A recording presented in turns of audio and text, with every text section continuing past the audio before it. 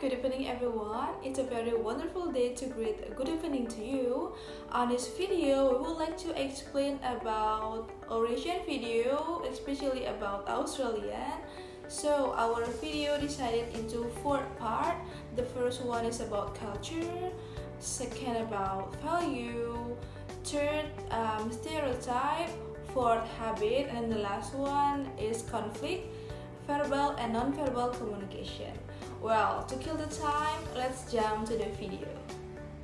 Our group consists of 4 people. The first speaker is Rizky Arianto, student ID 203. Second speaker Risa Maulana, student ID 202. Third speaker is me, Febi Palingasulari, student ID 212. And then the last speaker is Samuel Prihambodo, student ID 205. So I will continue this presentation, and this part will talk about Australian culture. The first is Australians are egalitarian. One concept Australians do hold in high regard is the idea of the fair go, the belief that everyone should be given an equal opportunity, which manifests itself with universal support for publicly founded education and healthcare system. Australians pride themselves on the deep-seated egalitarianism, shaking off the class system of the historic motherland. The second is Australian values support equal rights and equal opportunities. Aussies are known for being open-hearted, open-minded, and think that everyone has the right to get fair go. This can be seen in universal support, publicly funded healthcare and education system. Australian is not as socially hierarchical as England and is very multicultural. With most of the world religious practice here, the Australian culture is a unique blend of its own that can really compare a bit to anywhere else. And then Australian is a desert. Australian doesn't have a uniform nation culture because the country is made up of so many different cultures. Thanks to wave of migration following European colonization in the late of 18th century, joining the hundred of indigenous group and those early British and Irish settlers, European immigrants following World War II, then growing Asian and African communities in recent decades. In fact, a quarter of Australians were born overseas, and another quarter have at least a parents born abroad too. And then the next is Australians are tolerant. A study after shown that Australia is among the most open-minded nations on earth, and it was put to the test last year with a postal survey on the issues of marriage equality. Despite months distasteful public debate, 62% of Australians voted yes to legalizing same-sex marriage, something victory for a country so proud of its progressive values. And then, last but not least, Australians speak a unique strain of English, and the national language of Australia is English, and the majority of people speak it, but it may not be English that you have heard before. Australian slang can be difficult for foreigners to understand. Many words abbreviated. Even your own name might not be safe. When Australians feel comfortable with you, they may give you a nickname, which may be a slightly altered version of your name. And if you want to understand some common Aussie language, Aussie slang, you can check in the Google, or you can directly go to the Australian while you vacation. Thank you. That's all about the culture from Australian, and the next presentation will be continue with my friend. Thank you. Now we are jump to Australian values. First, freedom of speech. People in Australia should be able to express their feeling so long as it is within the law. People are also free to say and write what they think about any topic, to discuss their ideas with others. Australia are allowed to peacefully protest against the action of the government. Second, freedom of association.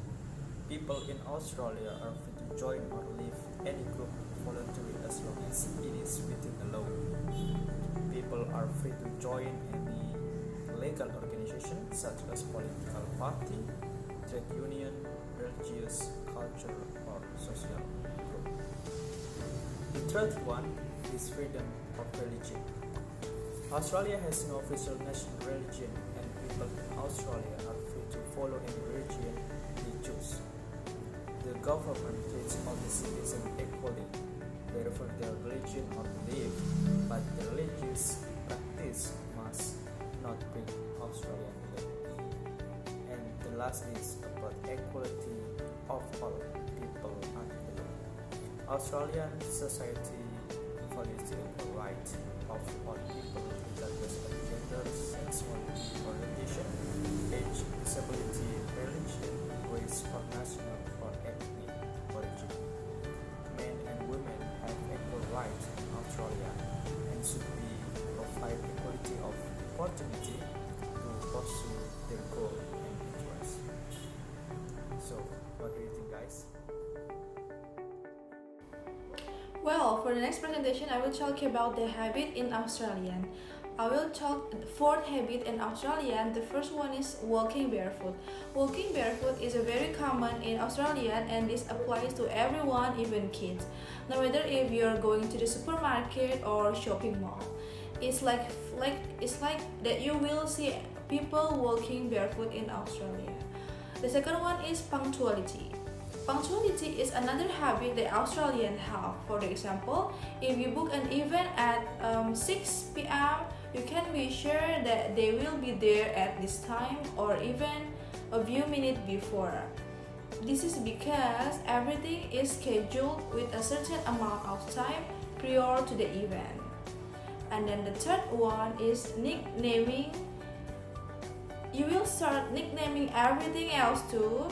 For example, a cup of tea become a cuppa, a biscuit become a bicky, a barbecue become a Barbie, and the last one, afternoon become an arvo. And then the last one is about Australians are known for being polite and easygoing. For example, Australians say thank you to the bus driver. I've never seen that happen in any country before. This is one example of egalitarian attitude that perhaps Australians have. Next, I will explain about stereotypes in Australian. The first one is Australians like to drink. There are a few countries around the world that have a reputation of loving to drink. Not all Australians like to drink, but in fact, the drinking culture in Australia does tend to be stronger than it is in other countries. And then the second one, stereotypes in Australian is Aussie have their own language. Australian slang is often said to be very difficult to understand in our experience.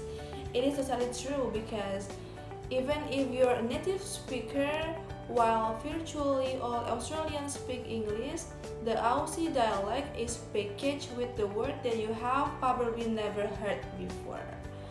Our advice would be to brush up on a little Aussie slang if you plan on traveling or Australia. Once you become familiar with it, it's much easier to understand that words like avo, it means avocado, and then brekkie means breakfast. And then the last stereotypes in Australian, they are very easygoing. Australians have a reputation for being easygoing, and for the most part, this is true. Sure, you will find Australians that they are highly strung or neurotic, just like you will find people like that no matter where you go. But culturally speaking, Australians generally tend to enjoy and relaxed attitude toward life. So I will continue for this next presentation. So regarding about the cross-cultural communication, Australian and Indonesian.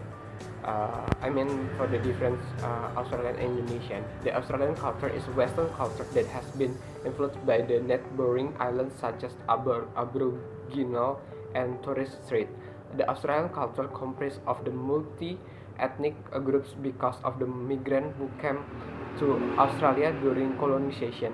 On the other hand, Indonesia is one of the countries with the largest population and in the world, and it has over 200 ethnic groups who use the different languages. The Indonesia culture is much similar to that of India. As a country, Indonesia is divided into islands with different people who speak different ethnic languages. Language is important aspect of culture. Majorly, the culture of Australia is predominant with English language because of the fact the Australian was colonized by British. Australian is monolingual community and English dialect from the national language. However, people in Australia have a distinctive accent is which is slightly different from the British English. But foreigners are also found in Australia, and this means that there are some traces of other languages including Chinese, Italian, and Greek. Australian has also sign language for a deaf people known Auslan, which is used by over 5,000 Australian nationalities. On the other hand, almost all of the Indonesian languages are believed to have emerged from the subgroup of the Australanesia family, and most of the subgroup are similar because they have local dialects. Bahasa is the national language of Indonesia, although people still use other local languages. For this reason, Bahasa is used in the courts, school, hospital, and government office for official communication. However, the youths have developed slang that they use regularly. Different ethnic groups live in specific place where most of the people share the cultural practice and language. So regarding about the conflict in Australia, in today's globally connected world, it's easy to become another person in the crowd. As to not become lost in the sea of people, we gather together in group of those with whom we identify. Identified groups are numerous. One rarely identifies in just one or two groups. Your identity can be defined by nationality, culture, gender, sexuality, political leaning, and the list goes on. Every person, whatever leasing, every person, whatever releasing it or not, identifies with group in which they relate and can feel comfortable.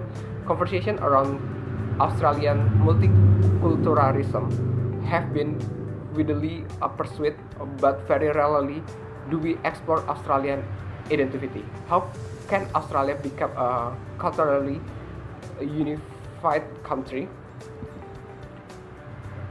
As with every nationality, there are many characteristics that define a typical Australian. When one sits and reflects oneself as identity, barbecue, having a drinking, flip-flops, and agricultural come to mind. All of these aspects, good and bad, and generally expect at target of a part of Australian society. And therefore, the fabric of Australian identity, the country national day is held every year on the which the British invited sovereign soul and planted their flag in the ground. Instead of its day federation, like most other countries around the world, Australians celebrate this day with the strong national pride, and when a group of people choose to fly different flags and identify as something other, conflict is nevertheless. The conflict nevertheless ensues. In Australian Day, Invasion Day, and Survival Day all share the same date. On January 26, this day recipient of the shared Australian and Aboriginal identity. This the day that the lipsin is pulled, and we truly see the difference and divergence of two identities. Invasion or survival days is a day mourning for Aboriginal people, as in March the day which would let those that follow.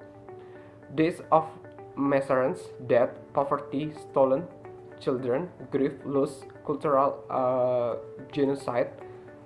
It is not a day of celebration as it is those who identify as Australian, but one of reflection and the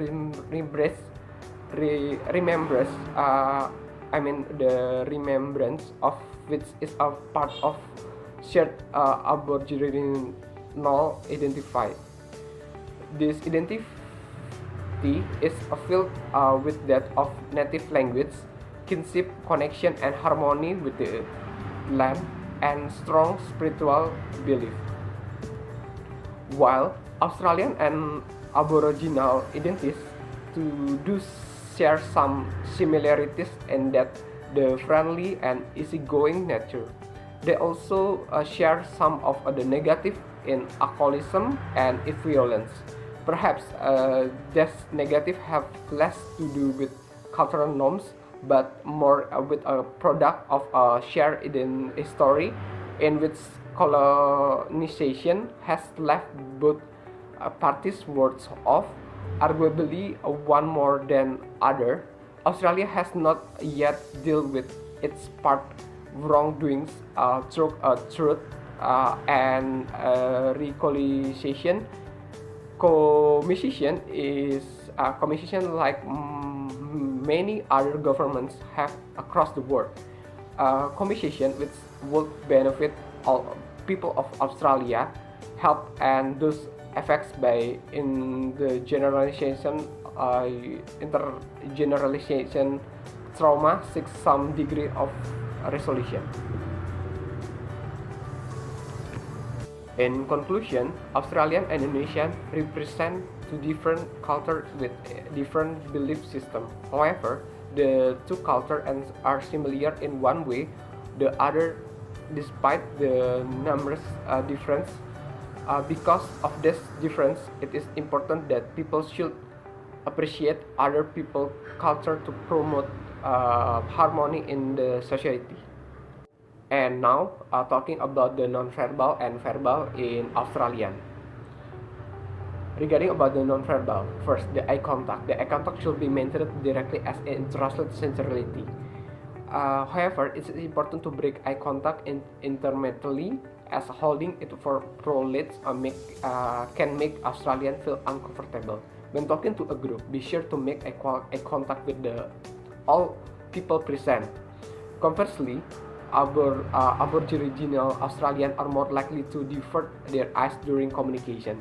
Direct eye contact can be interpreted as disrespectful and indigenous culture, especially when it is made to someone older than oneself. This may also apply to Australian residents from the culture in which direct eye contact is similarly perceived.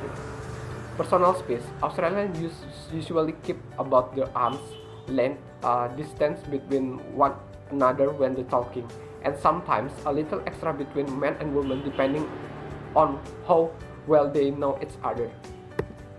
Physical contact. People tend not to touch one another much during communication unless they are close friends. Touching someone on the shoulder or arms emphasizes a point is generally unstable, but can otherwise be seen as a sexual advance. Women tend to be more physically affectionate with one another than men. Regarding about the pointing, the Australian point with their index finger. However, it's considered rude to point directly at someone. Instead, they should be indicated to verbally. And regarding about the verbal, first, the direct communication. In Australian, one's status or position in a conversation is not easily distinguishable by their appearance. Therefore, communication is more direct and functionally purposed to convey one's message with the clarity. Criticism can be delivered frequent is in order to remain polite and avoid the conflict, but an Australian intention or meaning is usually apparent through their precise word choice. They tend to speak very honestly, yet with a reasonable sensitive about the accent. The most Australians have the unique ability to swap quite easily from a strong Aussie accent to speech that sounds more refined. For example, foreigners may be surprised to her Australian talk to them in quite positive, well pronunciation speech, but fall into using the strong picker accent around the other Australian or when drinking. About the slang, the Australians speak with a slang spread through their speech.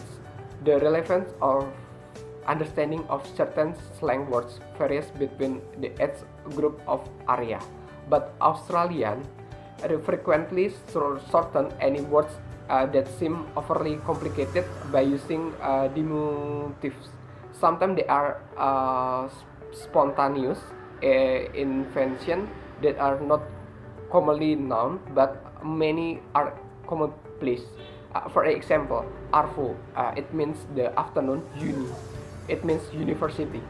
Regarding about the self-depreciation, the self-depreciation, Australians are quite self-depreciating in conversation in an effort to come across as humble, honest, and relaxed about themselves. Feel free to join with the jokes by criticizing yourself in a familiar manner. That being said, avoid the finding jokes too funny.